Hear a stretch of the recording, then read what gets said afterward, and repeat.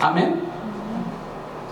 Kaya nga pagka, ano ka ba? Active member ka ba? Oo, active member ako. Bakit? Meron bang passive member? Ano yung passive member? Kailangan pang utusan, kailangan pang tawagan, kailangan pang kulitin, kailangan pang i-follow up, kailangan pang meron ka munang gawin para gumawa.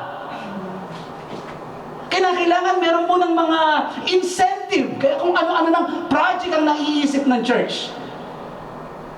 Ang magdala ka ng kaluluwa at ito naman ang ibibigay na gantimpala sa iyo. O umattend ka sa ganitong seminar at meron kang certificate.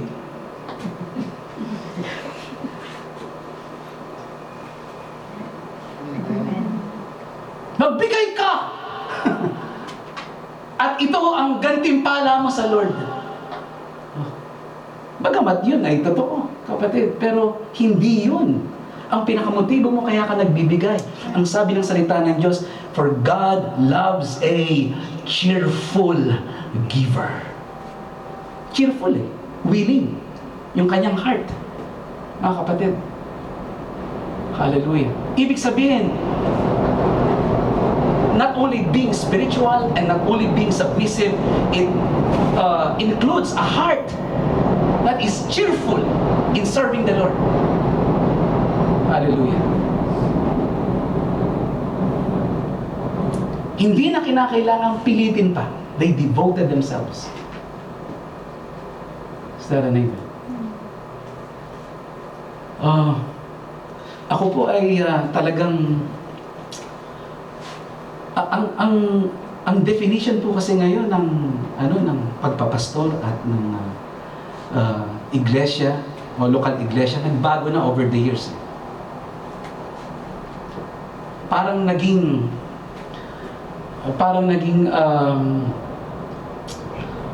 business,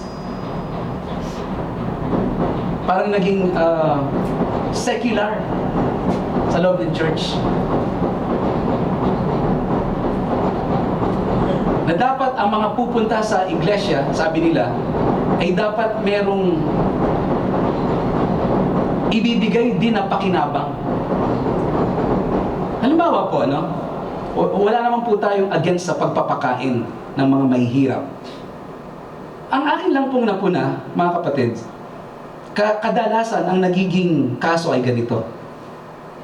Bagamat magandang motibo na pakainin ng mga mahihirap, at sila ay a-attend pagkatapos ng service, ay pakakainin sila. Sa Pilipinas, ginagawa po natin ito. Ang problema ay, sa sandaling alisin mo ang pagkain. Ano po nangyayari? Kadalasan, hindi na rin pumupunta. Bagamat magandang tumulong, at ikaw ay mag-o-offer ng medical assistance. At pagkatapos ng service sa umaga, sa hapon naman ay meron kayong medical na mga pagtulong sa mga tao. Naku, ang daming pumupunta niyan. Puno. Talagang puno. Dahil umaapaw din ang gamot. Daming tao, madaming gamot. Daming gamot, maraming tao. Wala nang gamot. Wala. Yun po ang ibig kong sabihin, kapatid. Na nahaluan ng prinsipyo ng sanlibutan. Ang lokal iglesia. Hindi na ginagawa ang mga bagay na mayroong buong pagkukusa ng pusong nagpasakop sa Diyos. Hindi na yung joy ni Lord ang nandun. Ang nangyari, obligasyon. Nangyari.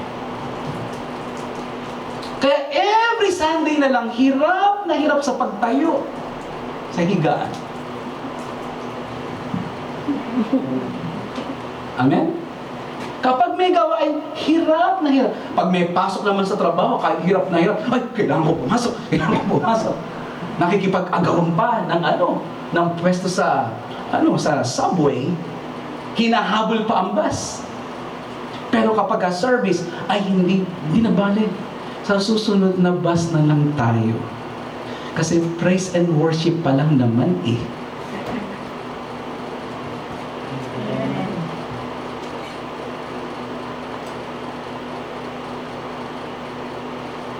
At At kapag nakikinig ng salita ng Diyos, kapatid, ang gusto agad matapos na. Dahil ang pastor, ang tagal-tagal mo na. Okay? At ang iniisip niya kasi yung kanyang tiyan ay kumukulo. Para makakain na raw. Para matapos na para makakain na. Kapatid. Bagamat kakain naman talaga tayo. So here, my brothers and sisters, tignan natin kung ano ang buhay na meron tayo. Ito ba yung pamumuhay natin sa loob ng iglesia? Ito ba ay spiritual? Hindi ba natin ito hinahaluan ng anumang prinsipyo ng sanlibutan? Mga kapatid.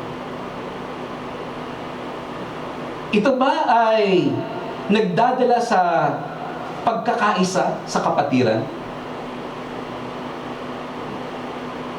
O ito po ba ay nagdudulot ng paninira sa bawat isa?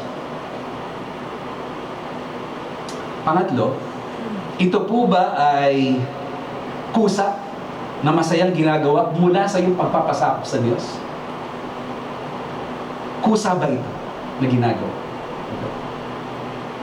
Hallelujah. So here we have three fundamental nature. Three things that make up the fundamental nature of life in the body of Christ. It is first of all spiritual. Secondly, it consists in united fellowship. And thirdly, it is of a cheerful heart, willing participation. Hallelujah. Amen ba yun, kapatid? So, I'm praying that will guide us. Right? That will guide us. And the Lord bless us as we serve Him. My brothers and sisters. Shall we all stand?